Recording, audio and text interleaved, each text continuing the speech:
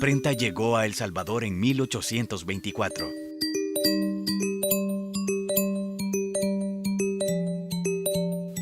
Desde entonces, el nuevo oficio de letras, papel y tinta se desarrolló y mantuvo viva la comunicación. Las palabras fueron quedando impresas en la historia.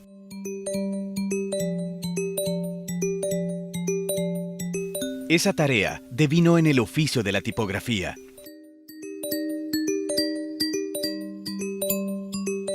El protagonista principal tuvo nombre, sentimiento y rostro: el tipógrafo.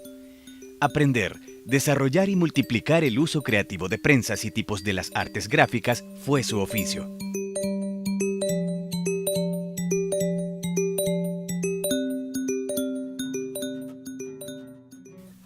El tipógrafo para la época constituía un personaje que reunía fundamentalmente dos virtudes: un nivel cultural elevado para su tiempo, aunque conservado en un rango medio, y la particular virtud del dominio de la estética.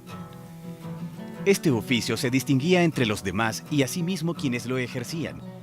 De orígenes humildes, en una sociedad que crecía en la industria y la agroexportación, el tipógrafo ejercía un oficio distintivo. Con sus ojos de águila, el tipógrafo, el de verdad, sobrevolaba los textos impresos, liberándolos de cualquier error. Y fíjense que esa es una tendencia que los que somos tipógrafos tenemos. Siempre que agarramos un papel, siempre buscamos errores. Yo tengo eso. La imprenta fue la cuna para las artes gráficas, un espacio de reproducción de cultura y educación letra por letra.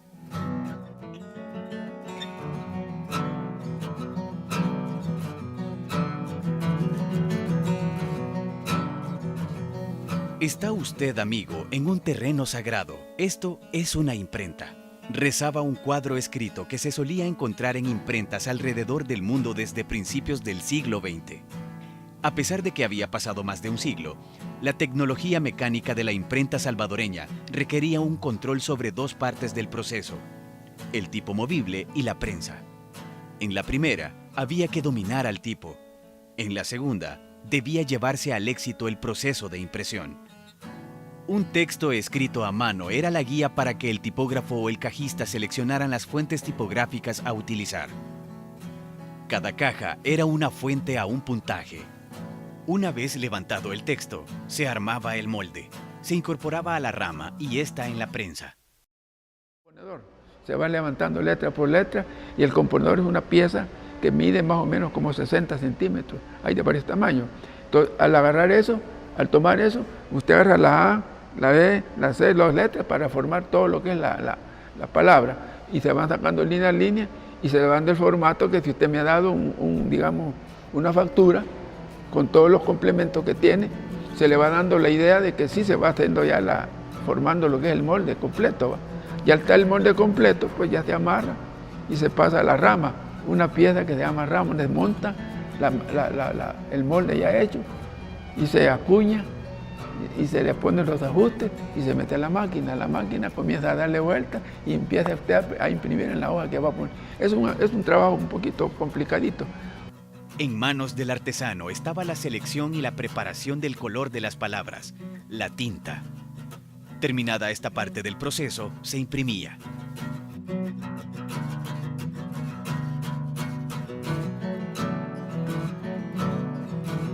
Comprobada la calidad de impresión en pruebas, se pasaba a la producción masiva. Este tipo de producción se llevaba a cabo principalmente en máquinas alemanas y estadounidenses. La más reconocida era la Chandler.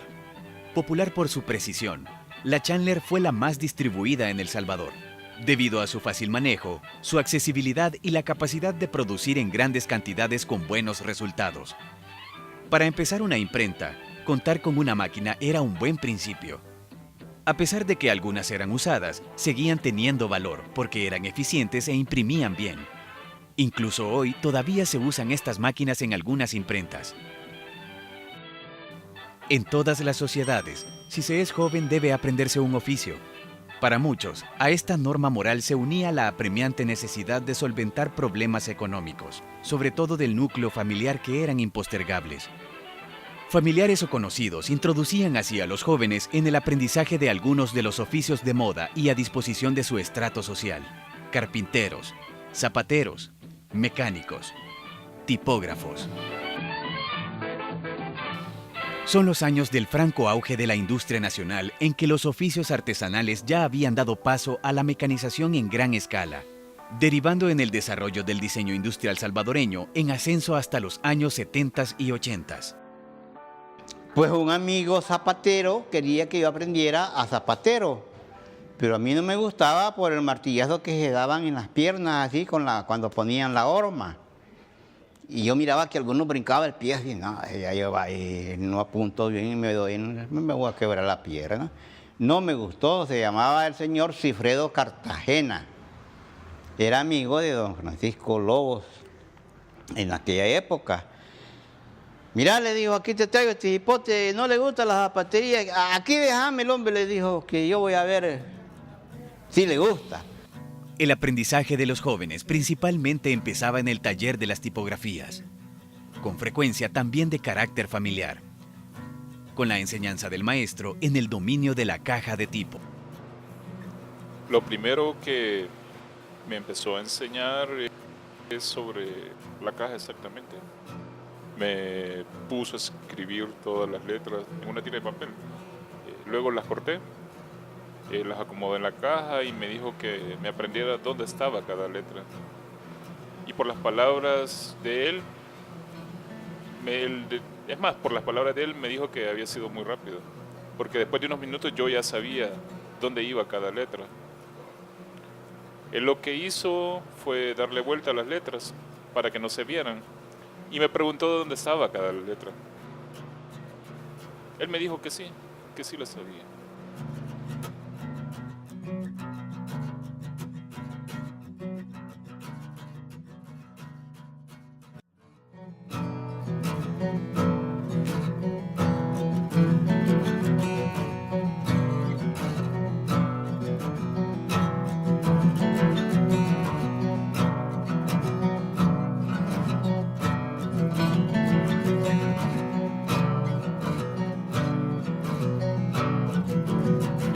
Una vez aprendidas las partes básicas del oficio, se continuaba con una formación empírica formadora del criterio y la estética.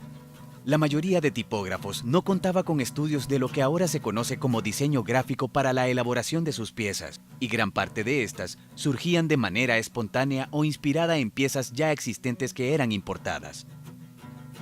La tendencia se mantiene aún en algunas imprentas nacionales. A las limitaciones determinadas por el mercado de materiales y tecnología que venían del extranjero, se sumaba el criterio estético de lo aceptado generalizado en el gremio. Esto determinaba que los tipógrafos restringieran la posibilidad de experimentar con nuevas propuestas de diseño, ante el temor de que éstas no fueran del gusto de sus clientes, del jefe o de la aceptación general. Una tarjeta de boda, por ejemplo, se apegaba al canon estándar de utilizar los tipos llamado fantasía, elegantes y decorativos que aún denotan en la actualidad el espíritu del matrimonio. Esta aceptación generalizada se extendía, por ejemplo, a las fuentes tipográficas. La más utilizada, la de batalla, era la Bodoni, protagonista de la mayoría de libros y tarjetas de presentación. Las limitaciones eran mayores cuando el tamaño de la imprenta era menor, con un poder adquisitivo limitado a comprar el equipo básico de impresión compuesto de una prensa manual, un chivalete con un par de cajas, algunas fuentes tipográficas y papel. Muchas imprentas aquí en El Salvador se iniciaron modestamente. Utilizaban prensas manuales incluso, de formato tamaño carta máximo, y guillotinas manuales. Una guillotina manual y tal vez un chivalete si tenía suerte o menos, ¿verdad? Pueden ser unas 4 o 5 cajas de tipo y con eso empezaban. Muchas imprentas aquí en El Salvador comenzaron de esa manera. Sin embargo, con el paso de los años, la formación empírica de tipógrafos se fue enriqueciendo con la mejor escuela, la práctica. Al encaminamiento y eventualmente el empujón del maestro, se sumarían así las experiencias vividas dentro de las imprentas. Una vez formado el tipógrafo y con la experiencia necesaria adquirida y ejercida por años, este tenía dos caminos. Uno era quedarse en la imprenta donde laboraba y formar a nuevos aprendices en el oficio. La otra era emigrar y fundar su propia imprenta en alguna parte del territorio nacional, formando sus propios aprendices en el taller. Algunos otros considerarían emplearse en el exclusivo mundo de las grandes imprentas de rotativos, también negocios familiares, pero privilegiados. El desarrollo de aquellas grandes imprentas, favorecidas con la adquisición casi exclusiva de las nuevas tecnologías, terminaría ahogando el oficio del tipógrafo tradicional. Pero de aquellos que se esparcieron por los rincones y zaguanes, quedan aún vestigios que tampoco ha podido borrar la luz eléctrica ni la computadora. Algunos consiguieron que el contacto con el plomo no impidiera el dominio de las teclas y lucharon a diario por conservar su espacio. Conocedores del secreto y conscientes de que la técnica solo es el instrumento a dominar, hoy los tipógrafos son herederos de aquellos maestros del diseño gráfico nacional, aquellos a quienes el tiempo solo ha podido rebasar en fuerzas, pero no en el saber que vivirá mientras viva en nosotros. Los nuevos aprendices y futuros maestros del noble oficio, de la interfase entre usuarios, tarea y artefacto.